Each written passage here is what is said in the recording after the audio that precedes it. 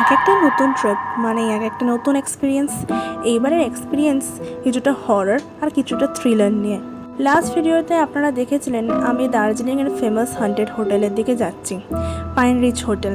এবার ব্যাপারটা হচ্ছে এই হোটেলটা মলের এতটা কাছে থাকা সত্ত্বেও হান্টেড কী করে। জেনারেলি সবার মতো আমিও ভাবতাম ভূতের একটু নিরিবিলি জায়গা, খালি খালি ময়দানের মধ্যে একটা বাড়ি, যেরকম কনজুরিং ফিল্মসগুলোতে থাকে সেরকম জায়গায় থাকতে ভালোবাসে। তো যাই হোক, আমাদের ছিল রুম নাম্বার 129। রুম টুরটা চলুন দিয়ে দিই। দুটো বেড ছিল, ট্রিপল বেড রুম, একটা ফর্নেস ছিল ডিজাইনের জন্য, টিভি ছিল, আর এই হলো সেই বিখ্যাত ব্যাক গার্ডেন যেখান থেকে নাকি বিভিন্ন রকম হরর স্টাফস উইটনেস করা হয়েছে। এটা হলো আয়না, জেনারেলি ভূতের বাড়িতেই আয়নাগুলোই গন্ডগোল করে। আর এটা হলো ওয়াশরুম।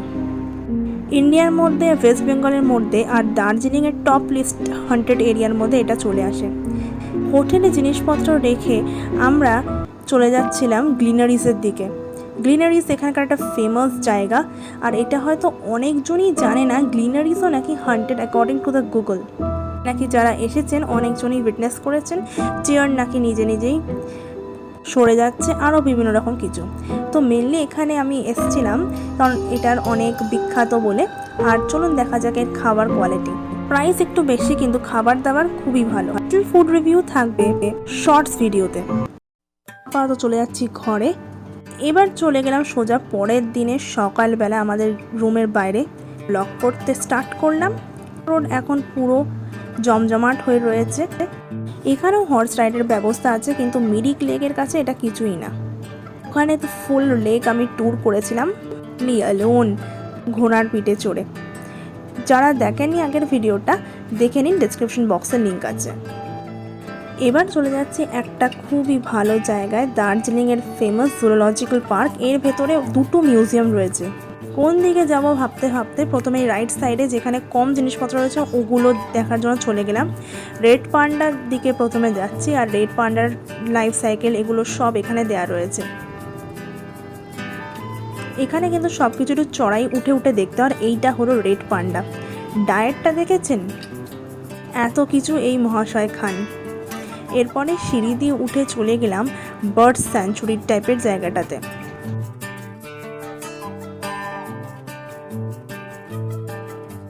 এখানে কিন্তু ম্যাক্সিমাম একটা সবুজ লাল কম্বিনেশনের একটা পাখি, ছোট ছোট সাইজের, সেগুলোই রয়েছে।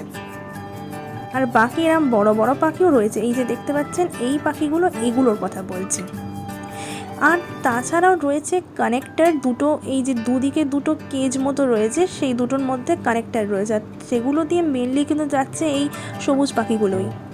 দেখতে পেয়েছেন, এই হলো সেই কানেক্টার। কলকাতার আলিপুর জুতে কিন্তু এরকম কানেক্টার নেই। আর আলিপুর জু থেকেও এই জুটা কিন্তু অনেক বেশি ক্লিন।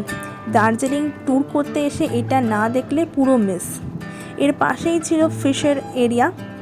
বেশিরভাগ মাছই দেখেছিলাম, কিন্তু কিছু কিছু খালি ছিল, বা হয়তো খালি ছিল না, ওগুলো এতটা অন্ধকার ছিল যে দেখা যাচ্ছিল না মাছগুলো।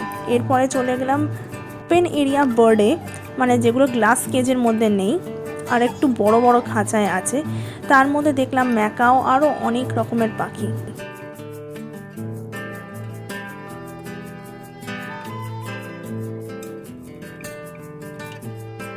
এইগুলো দেখা সব শেষ করে এবার চলে যাব আরেক দিকে, মানে লেফট হ্যান্ড সাইডে। আর লেফট হ্যান্ড সাইডে যার পথে দুটো ভাগ হয়ে যাচ্ছে, একটা ভাগ গিয়ে মিশছে বিয়ার এরিয়াতে।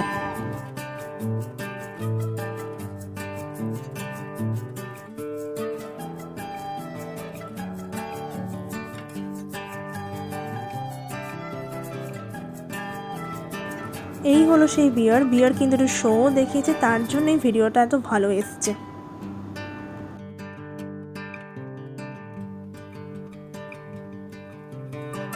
এরপর বিভিন্ন রকম হার্বিভোরাস অ্যানিমাল দেখতে দেখতে যাচ্ছিলাম, বিভিন্ন রকম ডিয়ার টাইপের জিনিসগুলো দেখতে দেখতে যাচ্ছিলাম।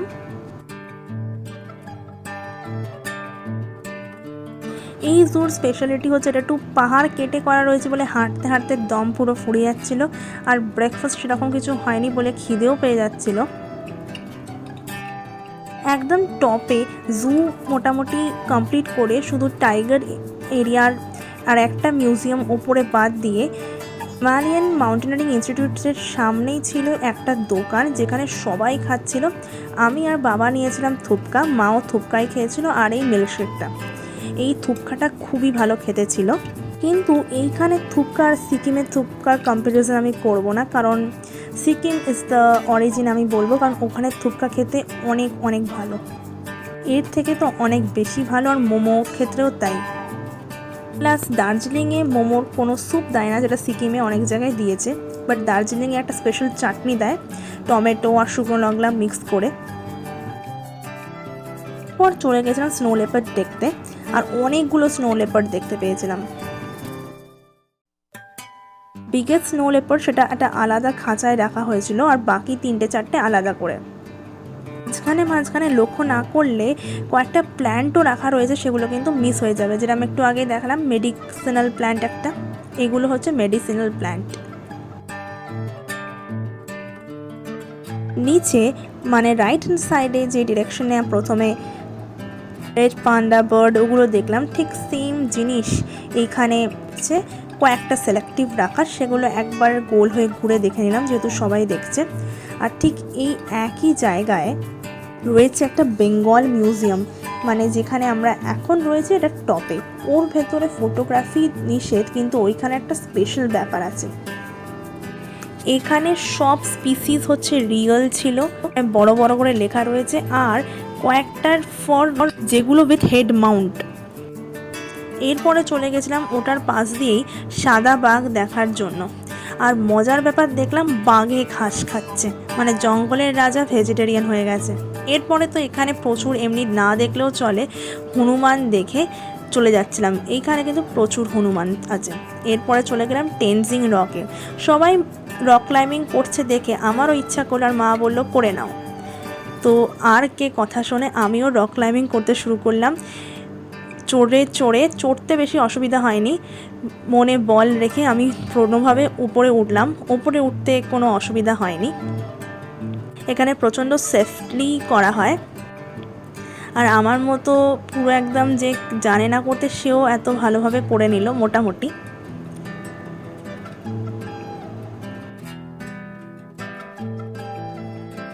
যে আসাটাই চাপের ব্যাপার একটু, মাঝখানে কিন্তু কেউ থাকে না, ওরা জাস্ট ইনস্ট্রাকশন দিয়ে দেয় আর হচ্ছে নিজেকে করতে হয়। এটা করতে করতে মাঝখানে আমি একটু পা স্লিপ করে পড়েও গেছিলাম এই যেরমভাবে, কিন্তু টেনশন না করে আমি করে নিই। নিচে এসে মা জিজ্ঞাসা করছিল কেমন লাগলো, তো বললাম অবভিয়াসলি ভালো লাগছে। গাড়িতে গিয়ে বাবা জিজ্ঞাসা করলো কেমন হলো, আর ড্রাইভারও শুনে অবাক হয়ে গেল যে সাকসেসফুলি আমি রক ক্লাইম্বিং করলাম। আমি নিজেও শকড ছিলাম, আমি সবসময় অ্যাডভেঞ্চার করতে ভালোবাসি, কিন্তু সত্যি করে যে কোনোদিন রক ক্লাইম্বিং এইসব করবো, হর্স রাইডিং, আমি কোনোদিন ভাবিও নি। একটা জিনিস বলতে ভুলে গেছিলাম, জুলজিক্যাল পার্কে পার হেড 110 করে নেয়, আর এই টেনজিং রকে রক ক্লাইম্বিং করতে গেলে পার হেড 100 রুপিস করে নেয়। এখানে একটা নতুন জিনিস দেখলাম, এখানে যেহেতু স্কুলগুলো মেন স্কুল যেরকম দার্জিলিংয়ের স্কুল, সেগুলো থেকে অনেক দূরে বাচ্চা পড়তে আসে, তারা জেনারেলি হেঁটেই যায়, আর কোনো ট্যুরিস্ট কারটা দেখলে সেগুলোতে লিফট চায়, আমরাও কয়েকজনকে লিফট দিয়েছিলাম। পরে আজকের মতো লাস্ট ডেস্টিনেশনে চলে গেছিলাম রক গার্ডেন ওয়াটারফলসে। এইটা কিন্তু একদম নিউলি হয়েছে, আর এটার টপে অনেকজন বলছিল যে একটা নাকি হান্টেড হাউস আছে, তো অফকোর্স টপে ওঠার মতো এনার্জি আমাদের ছিল না, কারণ অনেকটা উঁচু ছিল, আর একটা পয়েন্ট পর কেউই যাচ্ছিল না, কারণ ওর থেকে পুরো জঙ্গল স্টার্ট হয়ে যাচ্ছিল। তো একটা পয়েন্টে অসুবিধা খুব একটা হয়নি, কারণ এরকম স্লোপিং ছিল, সিঁড়ি ছিল না বলে। মাঝখানে প্রচুর বসার জায়গা ছিল, এক একটা এরিয়া এক একজন লোক এনজিও টাইপ ম্যানেজ করে। আর এইখানে টপে তো হচ্ছিল ইভেন্ট শ্যুট, তো ওখান থেকে বেরিয়ে এসে এখানে পাশেই ছিল মোমোর দোকান, আর মোমো থাকলে খাবো না কখনো হয়। আমি নিয়েছিলাম ভেজ মোমো, মা বাবার চিকেন মোমো নিয়েছিল, একটু ফেসটাও ট্রাই করে দেখলাম, খেতে বাজে নয়, ভালোই। এরপর শপিং আর গিফট কেনার জন্য একটা জায়গায় চলে গেছিলাম চক বাজার বলে, বাট কিচ্ছু পছন্দ হয়নি, প্রচণ্ড চড়াইতে বাজার, উঠে সেই চড়াই উঠে বাজার করতে হয়েছিল, কোনো লাভদানি নেই। ক্যাভেন্টার্সের দিকে গেছিলাম, কিন্তু সেখানেও খুব একটা গ্লিনারিসের মতো ভালো খাবার দাবার ছিল না, তাই খাইনি। আর শেষ পর্যন্ত মল রোড একটা মারবাড়ি দোকান, যেটা আমাদের হোটেলের কাছাকাছি, ওখান থেকে মা সোয়েটার কিনেছিল। আজকের ভিডিওটা এই অবধি। ওই চড়াই রাস্তা উঠে আমি পুরো টায়ার্ড হয়ে গেছি। পরের পার্ট তাড়াতাড়ি আসবে। ততক্ষণের জন্য bye bye. Like, share and subscribe and thanks for watching. এইভাবেই পাশে থাকুন আমার।